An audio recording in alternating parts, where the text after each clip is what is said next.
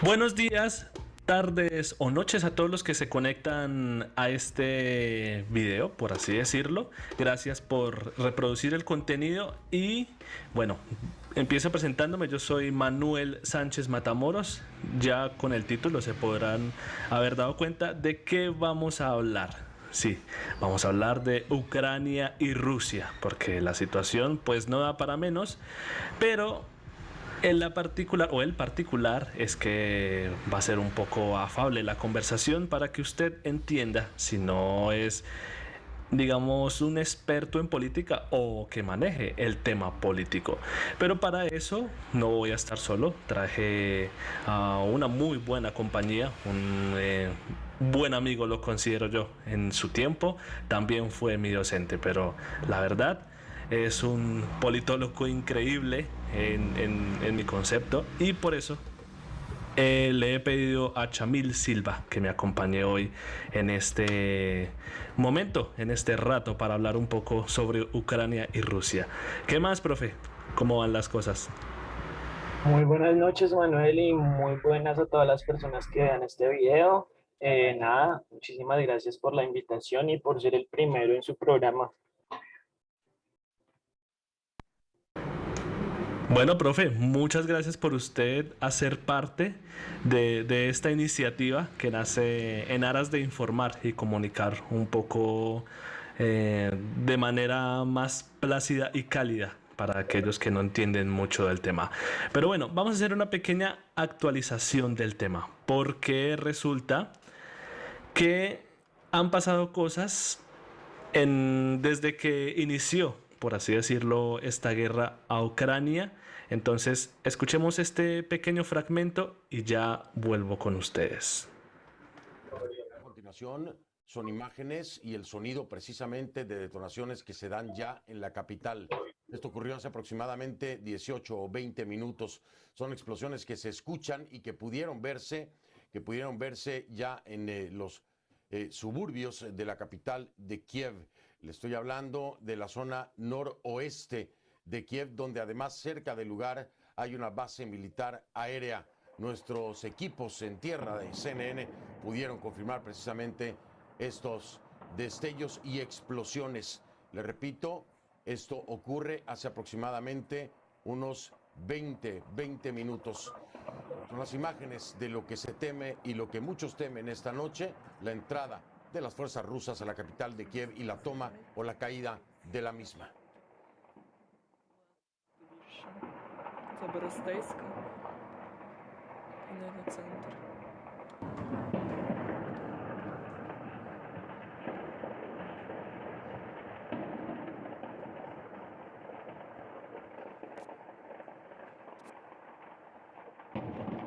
Kiev, con sus casi 3 millones de habitantes, es una ciudad sitiada, literalmente. Ya lo está.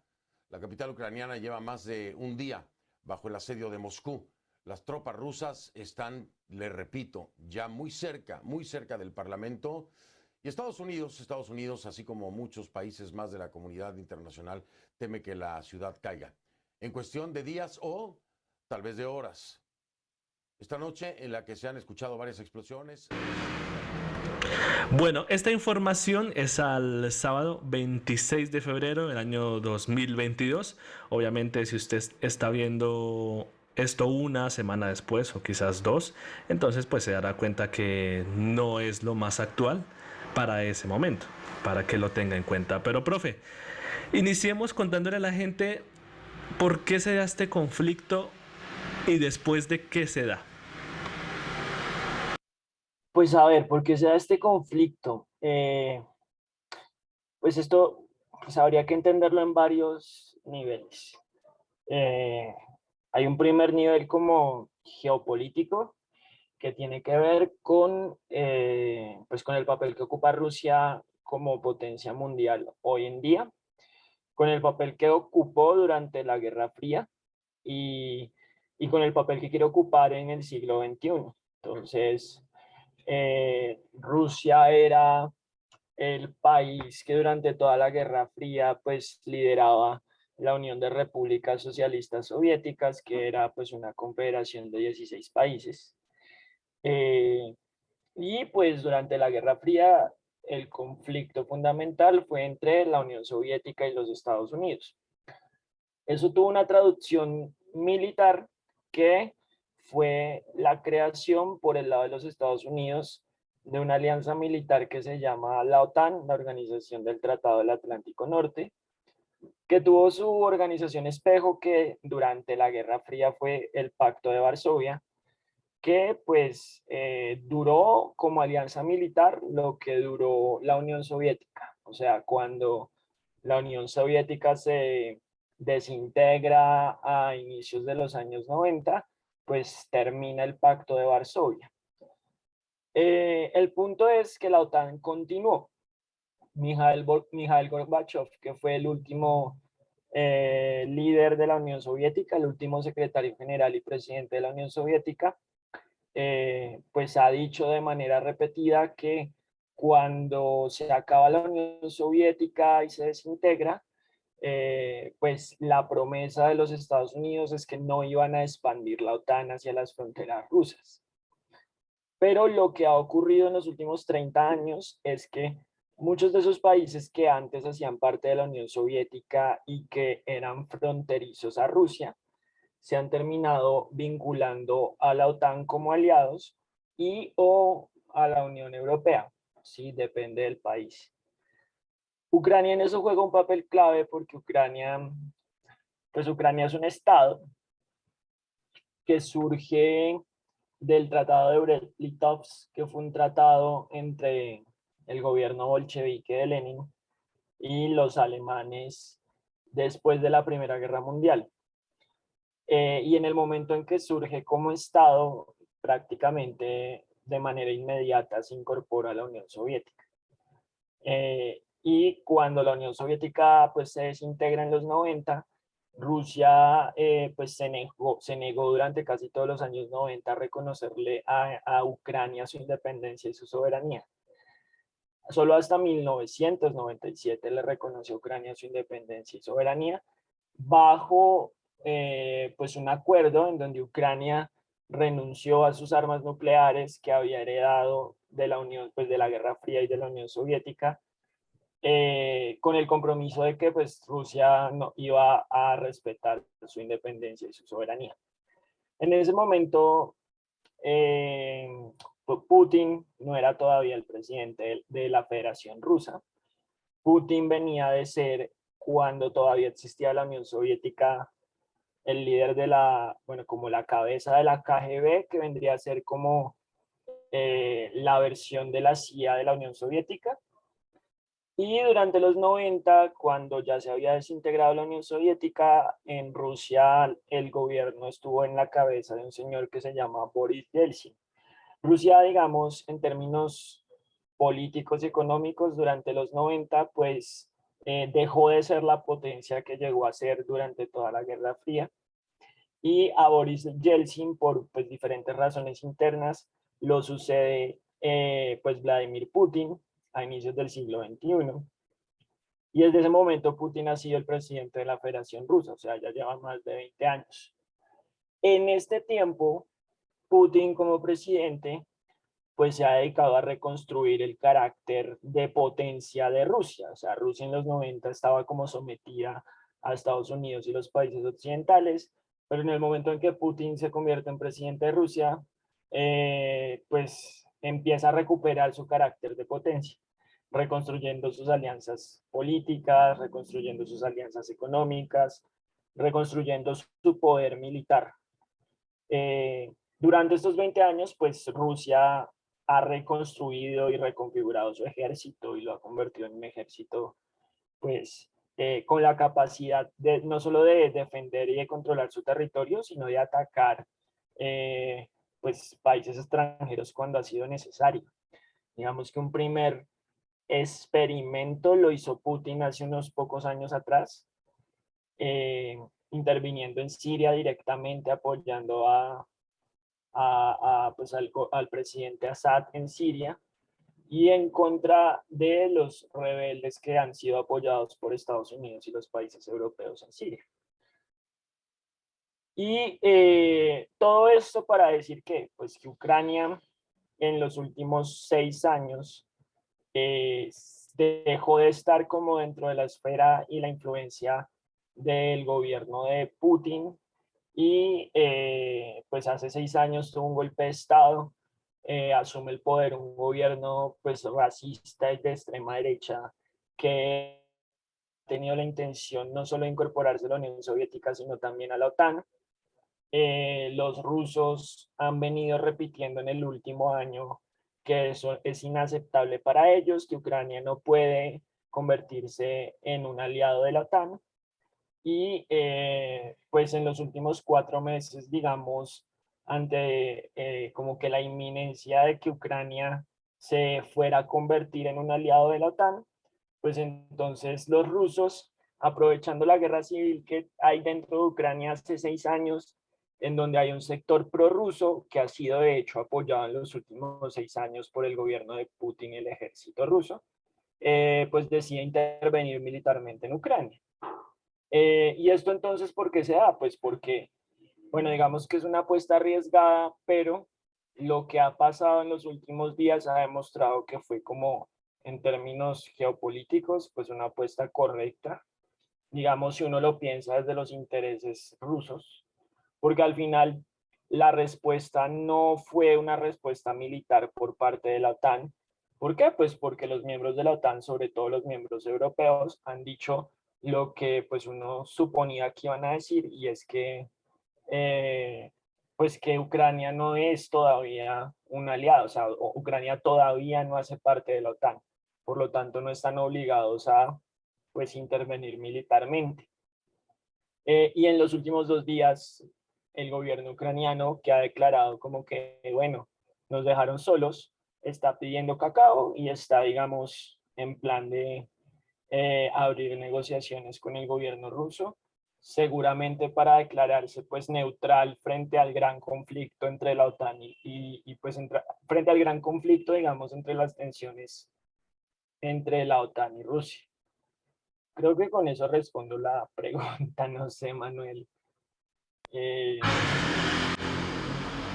No, profe, claro que sí. Muy bien respondida y pertinente la respuesta. Profe, pero entonces, ¿eso quiere decir que Putin ya meses, o se podría decir años atrás, venía como tanteando el terreno, hablando con ellos para ver qué se podía hacer? ¿O fue justamente entre más o menos octubre a lo que llevamos de este 2022 que se desencadenó toda esta incursión militar?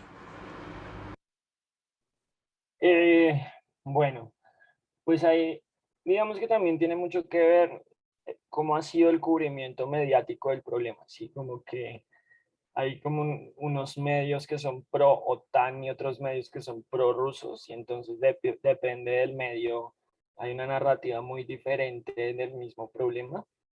Si uno lee los medios pro OTAN, como por ejemplo los colombianos, pues la amenaza aparentemente es Putin. Si uno lee medios prorrusos como RT, pues la amenaza es la OTAN y pues Putin está siendo un gobernante responsable. Pero lo cierto es que pues en estas clases de problemas geopolíticos no hay ni buenos ni malos, y no solo hay intereses. Ambas partes tienen intereses en conflicto. Eso tiene que ver con que pues Estados Unidos no es la potencia que fue hace 20 años y no tiene la capacidad de abrir frentes de guerra en todo lado como lo hizo cuando pues abrió guerras en Irak, en Afganistán y en Siria al mismo tiempo. Eh, y por otro lado, el hecho de que en estos últimos años, pues Rusia y China tienen una alianza político-militar cada vez más fuerte, que le apunta pues a ocupar ese lugar que ocupaba Estados Unidos, que venía ocupando Estados Unidos por lo menos desde la desintegración de la Unión Soviética. Eh, Evidentemente esto no es como una cosa que se le ocurrió a Putin de un día para otro, sino que responde pues a todo lo que he venido comentando en los últimos minutos y también al hecho de que pues los ucranianos no tenían la intención de no convertirse en un miembro activo de la OTAN.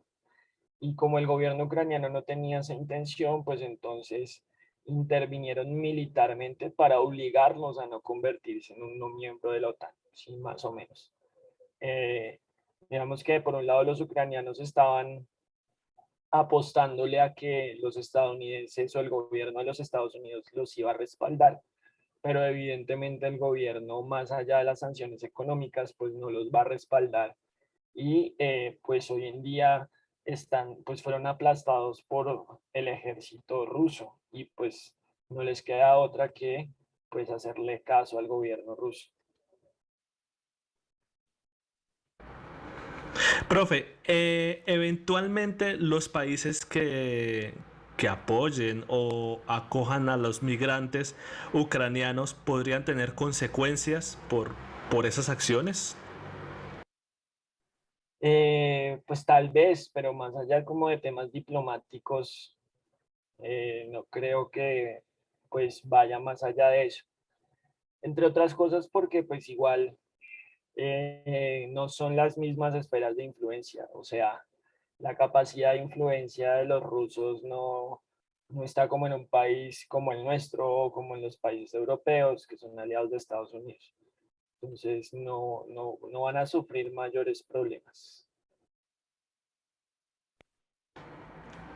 Profe, y ya hablando como más de Rusia, las sanciones económicas que se le impongan al país podrían ser suficientes para detener la escalada ofensiva que tiene Putin contra Ucrania. Pues yo creo que eso estaba dentro de los cálculos rusos, las sanciones económicas que les han venido implementando. Además, no son las primeras, o sea, estamos hablando de que en los últimos 10, 15 años han venido como escalando las sanciones económicas a los rusos. Eso los ha llevado es más bien a profundizar sus relaciones con los chinos, con los iraníes, con su esfera de influencia de los países en los que tienen cierto dominio, que son sobre todo los países fronterizos a Rusia. Entonces, todos estos países que terminan en TAN, Kazajstán, Uzbekistán, son países, Azerbaiyán, son países que pues tienen relaciones muy fuertes y que se han venido, digamos, incrementando precisamente por el incremento de las sanciones de Estados Unidos y los países europeos al gobierno ruso. Lo que dicen es que estas sanciones están supuestamente eh, dirigidas a los oligarcas rusos que hacen parte como de el núcleo duro de apoyo a Vladimir Putin, pero pues digamos, también está la experiencia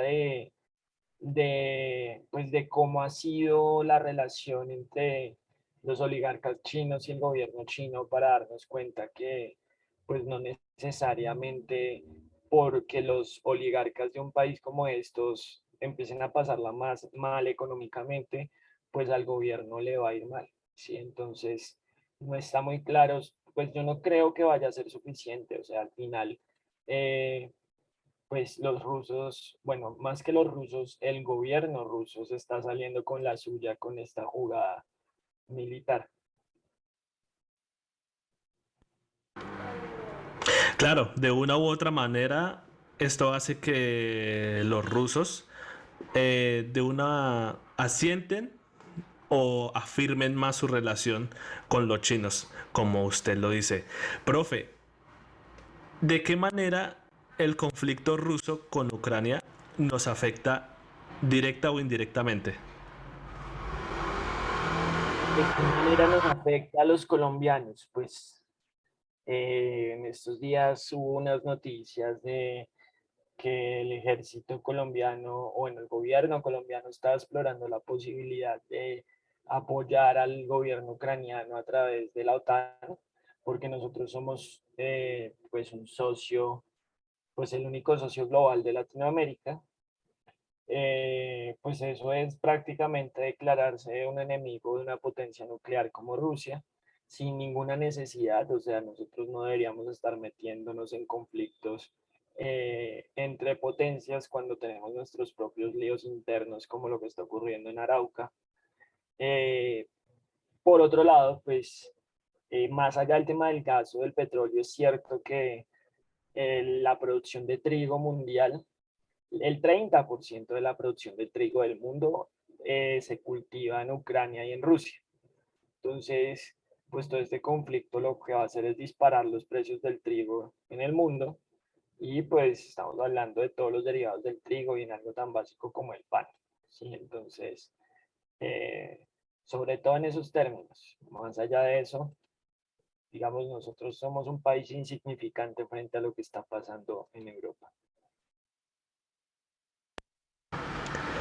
No sé si sea muy premeditada la pregunta, pero ¿a dónde podrían llegar las cosas? Es decir, ¿cuánto tiempo podría pasar Rusia atacando a Ucrania? ¿O en cuánto tiempo el ejército ucraniano cede? O bueno, pasa algo y Rusia toma la delantera en esto. No, pues yo creo que se va a resolver más rápido de lo que pensé. Entonces, es muy probable que para la próxima semana o más tardar 2 semanas, pues ya se llegue como un pacto entre el gobierno ucraniano y el gobierno ruso. O la otra posibilidad es que el gobierno ruso monte un gobierno títere en Ucrania. Más o menos esas son las dos opciones. Y no creo que se demore más de 2 semanas. En el peor de los casos, pues va a ser una cosa que se va a resolver este año.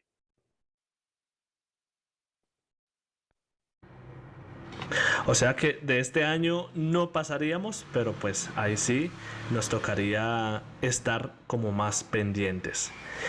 Profe, la migración de, de ucranianos a otros países puede tener alguna repercusión económica más adelante en el país cuando se recupere, si llega a esa posibilidad. Pues es que Ucrania es un país como Colombia, ¿no? O sea, tiene si acaso 40, 50 millones de personas. De esas, pues la migración no ha sido masiva. O sea, cuando digo masiva es una cosa así como Siria, que después de 6 años de guerra tiene como 7 millones de desplazados. Eh, pues una migración de 100.000 personas no es una migración masiva, y si se llega a dar, pues se va a dar para los países fronterizos con Ucrania, prooccidentales sobre todo. Entonces, es un problema que si se llega a dar pues en ese nivel, pues al final entra dentro de dentro de los colaterales que tiene que asumir Europa pues por amenazar militarmente a Rusia a través de la OTAN, más bien. Y creo que hace parte de los cálculos también de la jugada esta militar.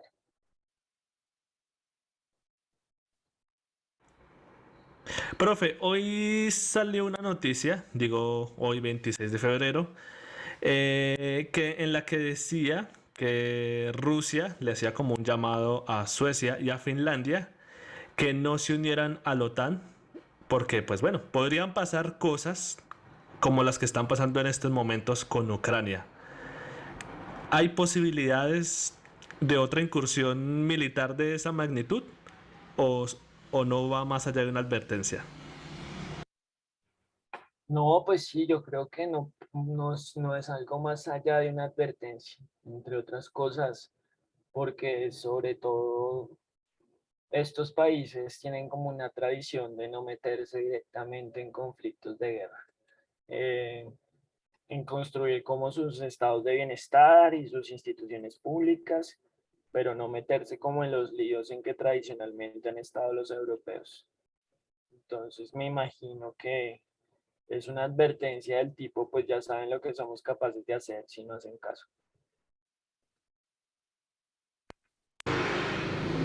Ay, Dios mío. Bueno, ojalá no lleguemos a más, pero bueno, profe, de verdad Muchas gracias por su tiempo, muchas gracias por responder las preguntas, perdón, y por ponernos un poco más en contexto sobre la situación que se vive en estos momentos.